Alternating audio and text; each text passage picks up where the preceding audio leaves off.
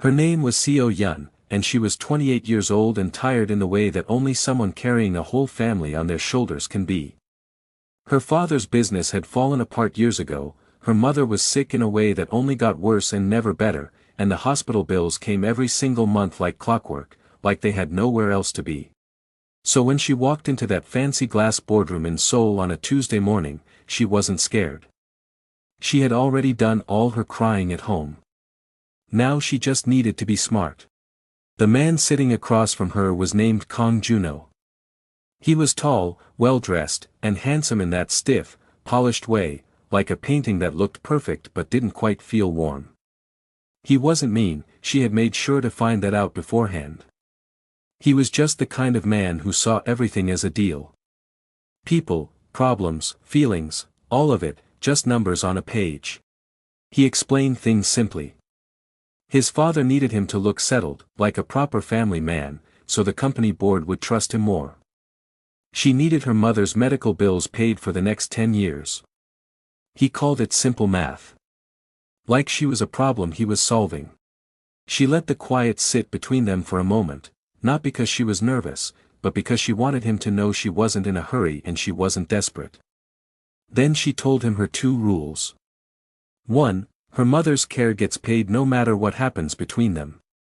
2. He would never once make her feel small in her own home. He nodded. She saw right through the nod. She signed the paper anyway. The real wedding with flowers and guests came 3 weeks later, but this room, this moment, this was the real agreement. Everything else was just decoration. The wedding was gorgeous. Every flower was in the right place. The music was soft and lovely. The guests wore beautiful clothes and said nice things and clinked their glasses together. From the outside, it looked like the beginning of something wonderful. Junho's mother held Seo Yeon's face in her warm hands and told her she was exactly what this family needed. And Seo Yeon smiled, because she had practiced that smile in front of her bathroom mirror every morning for a week until it looked real enough. Not fake, just safe. The kind of smile that says, "I'm fine," without letting anyone too close. What this family needed. Not, "We're so happy you're here." Not, "We hope you'll be happy too." What this family needed, as if she were a missing piece of furniture, something useful, something to fill a gap. Standing at the altar beside her, Junho leaned in just slightly and whispered that she looked appropriate. She whispered back that so did he. And that was it. That was their first real conversation as husband and wife. Her mother was sitting in the front row in a cornflower blue wheelchair, the exact shade she had always called her favorite color. She was smiling at the flowers the whole time, lost in her own gentle world, occasionally reaching out to touch someone passing by and asking sweetly if the tulips had come from Holland. She didn't know she was at her daughter's wedding. She thought it was a garden party. Seo Yeon watched her from the altar and did not cry. She had learned a long time ago how to hold tears inside like water in a closed jar, still there, just not spilling. He came home late. Not sometimes, almost always. 11 at night. Sometimes midnight. He would send her short messages during the day, "Won't make dinner, meeting ran long, car at 7 tomorrow." She would reply with one word. "Okay. Fine. Sure." She matched his quietness the way you match someone's walking pace when you're walking beside them. Their apartment was enormous and perfect. A famous designer had built it. Everything was white marble and tall windows and furniture that looked like it had never been sat in. Beautiful, yes. But it felt like living inside a very expensive photograph. You could look at it, but you couldn't really touch anything. She cooked anyway. Every single evening, even when he didn't come home. Not for him, she had stopped hoping for that pretty quickly. She cooked for herself, because standing at the stove with a knife in her hand and garlic sizzling in a pan was the one part of the day that felt honest. Real smells, real warmth, real food. In an apartment that felt like a showroom, the kitchen was the only corner that felt like hers. Every Sunday she visited her mother. Her mother called her Yoni, the old baby nickname, and sometimes forgot that Seo Yeon was even married. On those days, Seo Yeon didn't remind her. She just sat close, held her hand, and described whatever was happening outside the window. The birds. The color of the sky. Whether the leaves were changing yet. Her mother always listened with bright eyes, like it was the best story she'd ever heard. And on the drive home, Seo Yeon would sit in the underground car park for 4 minutes and let herself cry, quietly, with the engine off, before going back upstairs. She did this every single week for 3 years. She never told anyone. It was December. There was a big company party and Seo Yeon went, like always, and was wonderful at it, like always. She remembered everyone's names. She asked the right questions. She made the older women feel seen and the nervous younger ones feel welcome. She complimented the chairman's wife on the brooch she kept wearing because clearly she loved it, even though no one else ever mentioned it. Seo Yeon noticed things like that. Walking to the car afterward, the sky opened up. Seoul winter rain, the serious kind, cold and fast. Junho stepped straight into the car without looking back, already on his phone.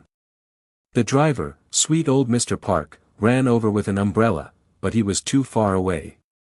By the time he got to her, Seo Yeon was already soaked.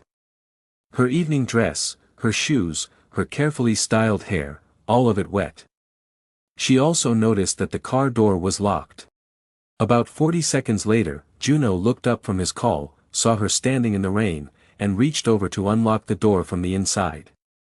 He covered the phone and asked, a little puzzled, why she hadn't just gotten in. She looked at him. She didn't say anything. She got in the car, buckled her seatbelt, and looked out the window the whole way home. She didn't feel angry. She felt something quieter and sadder than anger, the slow, sinking realization that she wasn't invisible to him. Invisible would mean he'd looked and not seen her. This was different. He simply hadn't thought of her at all. She was part of his life the way a lamp is part of a room, there, useful, never really considered. She had agreed to this, she told herself. She had known what she was signing up for. But knowing something and living inside it are very different things. She only went into his study to find a phone charger. 11% battery, early morning call, that was all. She respected his space. She had never gone in uninvited, never looked through his things. That wasn't who she was. But the document was just lying there on the desk, face up, in the open, the way you leave something when you don't think you have anything to hide because it doesn't occur to you that anyone in your house is paying close enough attention to notice. She picked it up. It was a trust fund, money set aside for someone. Someone named Park Chaerin. Not a relative. Not a colleague. A handwritten note was clipped to the front, in Junho's neat, firm handwriting, for when the time is right. She stood there for a very long time. She felt the shock first, cold and fast, like stepping barefoot onto a tile floor in winter. Then a long, strange quiet settled over her, like the world had gone on pause. And then, very slowly, something else came up through that quiet. Not rage. Not tears. Something much more useful than either of those things, absolute, clear-eyed understanding. She finally saw the whole picture, every corner of it. She put the paper back exactly where she found it. Turned off the light. Went to bed. She didn't shake him awake. She didn't call anyone. She lay in the dark, very still, and made a quiet decision. She had been surviving. She had been keeping her head down and enduring and getting through each day as it came. That was over now. From this night forward, she was going to do something much more deliberate. She was going to take back everything that was hers. There was a lawyer in Seoul whose name got passed around in whispers. Not because she was famous, or not that kind of famous. She was the kind of famous that only certain women knew about, passed from one to another like a secret that only gets shared when someone really needs it. Her name was Attorney O'Myri, and she hadn't lost a case in 11 years. The reason she rarely went to court was because by the time her clients got to any table to negotiate, the other side had already lost, they just didn't know it yet. Seo Yeon found her number through a friend of a friend and called on a Wednesday morning. She explained everything simply and without drama, just the facts in the right order. The attorney listened to every word without interrupting. When Seo Yeon finished, the attorney asked whether she had come this early, before anything had actually happened, out of wisdom or worry. Seo Yeon asked if it could be both. The attorney looked at her over the top of her glasses for a long moment. And then she smiled, the rare kind of smile, the kind that means something. Yes, she said. The best clients usually were. They met twice a week at the same cafe for 3 months, always with coffee going cold between them because the conversation mattered more. Attorney O walked Seo Yeon through everything, what the law said, what the marriage contract actually meant, what rights she had that she didn't even know about yet. And buried deep in the prenuptial agreement, in a small paragraph that the Kang family's lawyers had clearly written assuming she would never find it, was a gap. A beautiful, useful gap. It said nothing about business partnerships she might form on her own during the marriage. They had not thought to close that door because they had never imagined she would walk through it. Around that same time, Seo Yeon quietly signed up for a financial management course at a small school on the other side of the city. She used a different version of her name. Not because she had to, but because she was beginning to understand something important: the less people knew she was coming, the better. She had always been good at parties. She could remember names, ask the right questions, and make people feel like the most interesting person in the room, all without really trying. It was just something she knew how to do, the way some people can sing or draw without much effort. She had never thought of it as useful. It was just something she did to get through evenings. Now she went to those same dinners with different eyes. She paid attention in a new way, storing things, connecting things, noticing the little cracks in the shiny surface of everyone around her. A senior director's son had money trouble abroad, she pieced together from a hushed conversation in a hallway. The chairman's wife had a quiet, long-running tension with one of the office staff that everyone could feel but no one ever named. And Junho, she watched Junho especially. She noticed that he agreed with his father about 2/3 of the time, and silently, carefully disagreed the other third. His father never noticed. But Seo Yeon did, and she tucked it away. She wasn't collecting all of this to hurt anyone. She wanted to be clear with herself about that. She wasn't building ammunition. She was building a map, learning the lay of the land so that when she walked out of it on her own 2 feet, she would know exactly which way to go. One evening, the chairman looked across the dinner table and asked Junho where he had found such a wife. So calm, he said, so graceful. Junho answered without pausing, she found me. It was the first time in 14 months that he had said something about her that felt like it came from somewhere real. She heard it from 4 seats away. She noticed it. She filed it carefully. She didn't let it change anything. Not yet. One small true thing was not enough to rebuild a house on. She had learned to be patient. She found Park Chae-in through the documents, a social media page, a workplace, a coffee shop that showed up in enough tagged photos to make it clear it was a regular spot. Seo Yeon went there on a Wednesday afternoon and sat 2 tables away and simply watched her for a while. Not to judge. To understand. Chae-in was 26. She had a gentle face and kind eyes and a nervous habit of touching the bracelet on her wrist over and over, the way people touch something they love when they're worried. The bracelet was from a specific boutique, a specific style. Seo Yeon recognized it. She kept that to herself. She went over and introduced herself by her full name. She watched Chae-in's face understand who she was talking to. Then she quietly suggested they go somewhere to talk, and Chae-in followed her, because when you have been someone's secret and the secret walks up and introduces herself, you don't say no. At the hotel, with 2 untouched drinks on the table between them, Seo Yeon told her straight, she wasn't there to start a fight. She was there because she thought they had both been lied to in different ways, and that Chae-in deserved to know the truth. Chae-in told her that Junho had said the marriage wasn't real, that Seo Yeon knew, that no one was being hurt, that he was going to fix everything when the time was right. Seo Yeon told her that Junho had said there was no one else involved. That the arrangement was just practical.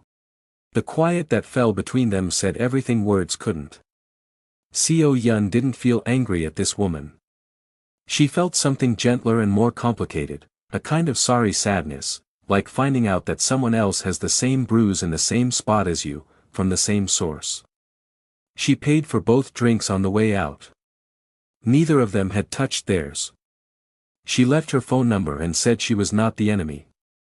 Then she walked outside, stood in the cold air for a moment, and called to confirm her Sunday visit with her mother. Here is the part of the story that tends to surprise people. The part that makes it harder to be simply angry at him, or simply satisfied that she was leaving. The part that is the truest and the most unfair: he was beginning to love her. Just too slowly. And too late. Junho had grown up in a house where love meant doing things for people, paying for things, arranging things, making sure things were handled. His father showed care through opportunity, not tenderness. And Junho had grown up fluent in that way of loving and completely lost in all the others. He had genuinely thought the marriage arrangement was clean precisely because it removed the need to try to feel something. He hadn't planned to feel anything. He hadn't expected it. But she cooked. Every night. Even when he came home so late the food had been sitting covered in the oven for hours. She never mentioned it. Never gave him a look. Never made it into a thing. She just made food and left it there, and somehow that got to him in a way that nothing else had. He started eating it every night, standing at the counter in the dark kitchen, alone, because sitting at the actual table felt like admitting something. He started coming home a little earlier. First 10 o'clock instead of 11. Then 9:30. He told himself it was because he was tired. But he was not coming home early because he was tired. He sat in the underground car park one night, engine off, not moving, and looked up at the apartment and saw the light on in the kitchen and her shadow moving around inside. He sat there for 23 minutes just watching that warm square of window. He went upstairs and said nothing about it. He was a man who had just realized, very slowly and very gently, that he had feelings for his own wife. And the tragedy of it was that the door was already closing before he had even found the handle. Attorney O found a gap in the contract, just as Seo Yeon had hoped she would. Because 3 years ago, long before she had any reason to expect a fight, Seo Yeon had done something quiet and clever. Under her maiden name, her father's family name, the one that had belonged to a whole business empire before it fell, she had found her way back into the industry. Her father's old contacts had come looking for her, without even realizing who they were calling. And she had taken the work. 3 consulting contracts. 3 companies. All of them connected, without knowing it, to the Kang Group. The prenuptial agreement said her personal savings before the marriage were not shared. But it said nothing about business partnerships formed during it. The lawyers had missed it entirely. They had looked at her and seen a nice young woman in a cream dress who had made a practical arrangement, and they had not looked again. That was their mistake. A mistake built out of the simple, stubborn habit of underestimating her. She sat in Attorney O's conference room on a Thursday afternoon and signed the last document. She put the pen down. She sat quietly for a moment. She felt something settle in her chest, something warm and solid and entirely her own. Her mother's care was paid for. Not by Junho's father. Not by anyone's goodwill. By her name, her work, her years of patient quiet effort. The bills that had kept her up at night for years were gone. She thought of her mother in the cornflower blue dress, smiling at the tulips from Holland. She let herself feel the whole weight of that for one full, private moment. Then she thanked the attorney, put on her coat, and went home to make dinner. She wrote the letter to Attorney O on a Tuesday night. It was a clear, careful letter, dates, steps, a plan for how to end the marriage properly and honestly and without unnecessary mess. She read it over twice. Then she left it on the desk in his study, face up, in the open. She did not hide it. She gave him the same thing he had once accidentally given her, the truth, sitting in plain sight, for anyone willing to look. He was home by 8 that night, which was unusual. She heard him go into the study. She heard the quality of the silence that followed. She made tea. She went to bed. And for the first time in a very long time, she felt at peace. Not happy, exactly. But settled. Like a storm that had been building for a year had finally decided what it wanted to do. He came into the living room at 2 in the morning and sat down on the floor. Not in a chair, not on the sofa, the floor. Back against the couch, jacket off, looking like a man who had put down everything he had been carrying and didn't quite know what to do with his hands now. She heard him settle there. She got up, put on her robe, and stood in the doorway and looked at him. He didn't look at her right away. Then he started talking, slowly at first, then with a kind of raw honesty that she had never heard from him before in the entire length of their marriage. He said he hadn't chosen her just for the contract. He could have found anyone. He had chosen her because in that first boardroom meeting she had looked at his father the same way she looked at everyone, like they might be worth understanding, if they tried. And he had spent a long time hoping that eventually, that might include him too. She told him it was a beautiful thing to say. And then, gently, she told him it wasn't the same as showing up. He said he knew. She said she knew he knew, and that this was exactly what made it so sad. She pulled the chair close and sat down, not beside him on the floor, not leaning in, just present. And they talked until the sky began to turn gray. It was the most honest conversation she had ever had with anyone. It was also, she knew, too late to save anything. Both things were true. She held them both, and she did not try to make them fit together. The Kang Group's lawyers received the documents on a Thursday morning. Attorney Oh handled the meeting without Seo Yeon present. Seo Yeon had decided it should go that way, let the paperwork speak first. Let them sit with the facts in the room before they had to sit with her in it. It was the more dignified way to do things, and she had found that dignity was often the most surprising move you could make. She came in on Friday. The same boardroom. Same tall glass walls. Same long mahogany table. Same view over Seoul. This was the very room where, 2 years ago, a wilting rose had sat between her and a row of men who had seen a solution to their problem and thought nothing more of it. She sat down at the head of the table. She hadn't asked to sit there. She had simply walked in and taken the seat, with the quiet ease of someone who has done the work and knows it. She presented her plan. For months of careful research built into a proposal that would fix 2 failing parts of the company, save 43 jobs, and grow the board's earnings by 12%. When she finished, the room went very still, the specific kind of quiet that falls over people who were not expecting to be impressed and now find that they are. The chairman looked at his son. Junho held his father's gaze and said, clearly, that she was right and that they should listen to her. It was a small thing.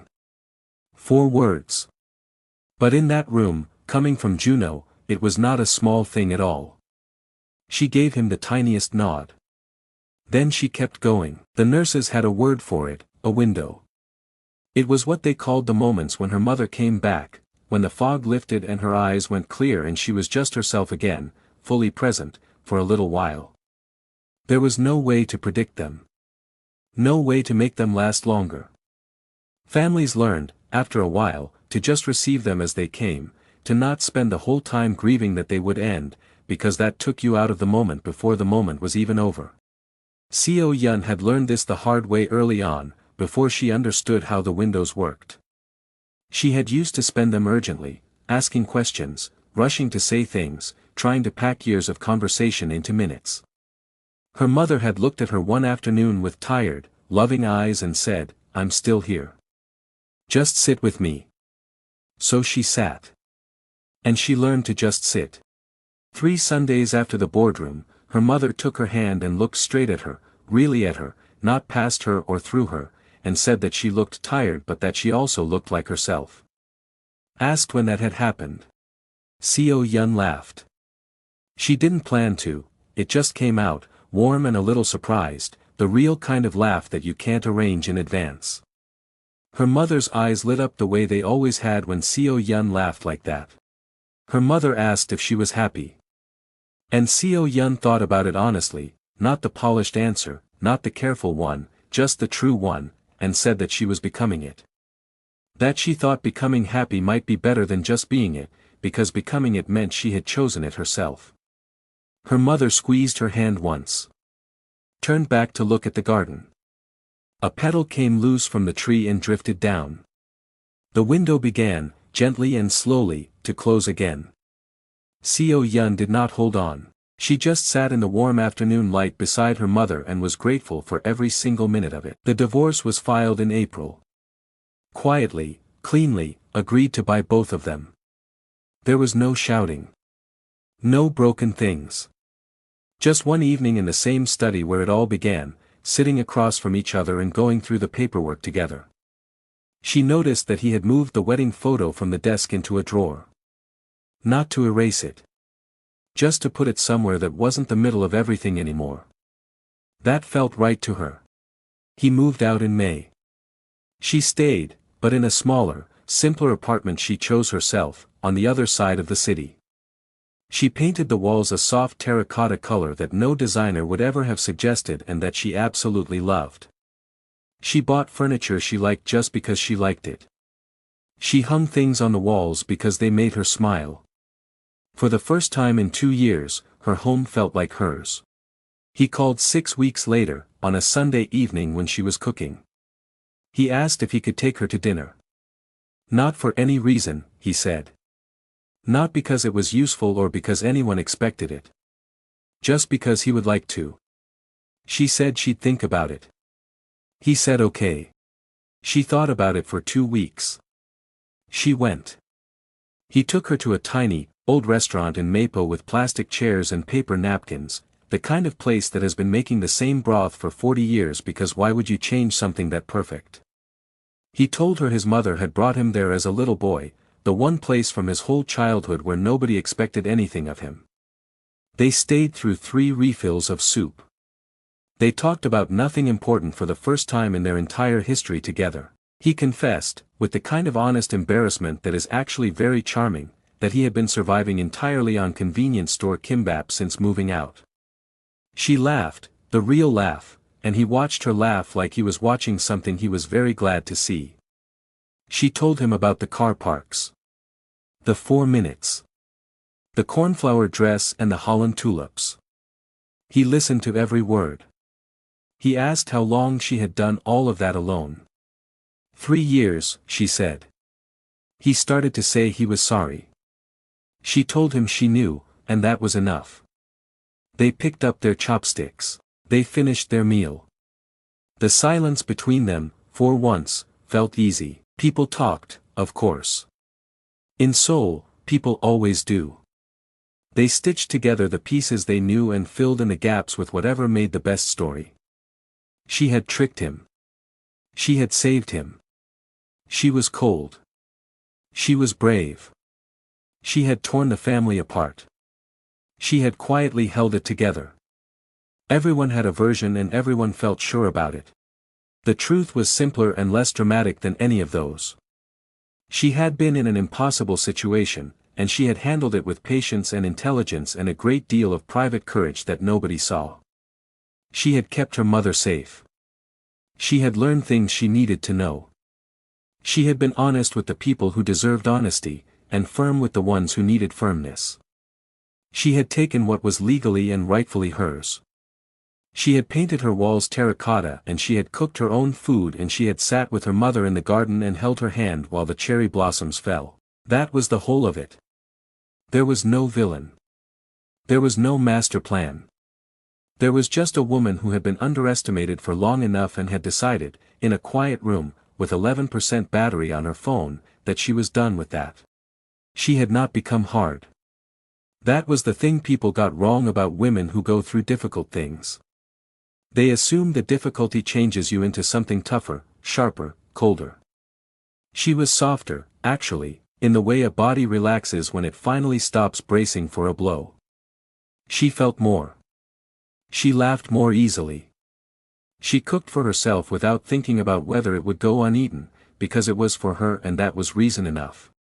On the evening she signed the papers for her own consulting firm, her name on the door, her work behind it. She went up to the rooftop of her building as the sun was going down. The city was golden and sprawling and entirely unbothered by her or anyone else, the way cities are. Junho had sent a text at 7, "Proud of you, for what it's worth." She read it. She stood with it in her hands for a little while and thought about what it was worth. She decided it was worth something, not everything, not the way it might have been worth everything once, but something warm and true and human, which, she had learned, was the most you could really ask of anything. She put her phone in her pocket. The sky went from gold to pink to the deep quiet blue that comes right before the stars appear. She stayed on the rooftop until the first ones showed up, small and certain above the city lights, as they always do. She had nowhere else she needed to be. She stayed. She hadn't married for love. But in finding her way out, she finally understood what love actually asked of a person, not to be rescued, not to be useful, but simply to be brave enough to be yourself.